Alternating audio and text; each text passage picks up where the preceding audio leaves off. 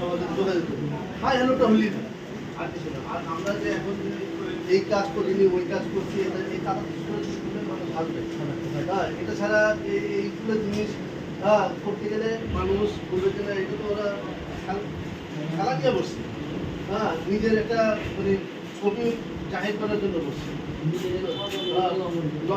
আমরা নিজেরা লঙ্ঘন করতেছি।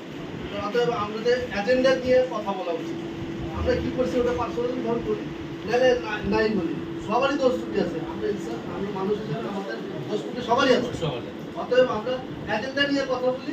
এজেন্ডা যেমন ধরেন আমার আজকে ইদানিং কতদিন ধরে দেখছি এই কিশোর গ্যাং, এইগুলো নিয়ে আমরা একটু সবাইকে লক করি, কিংবা আমাদের ফেসবুকে একটা আইডি করি, এই ব্যাপারে আমরা সবাইকে সতর্কতা করি।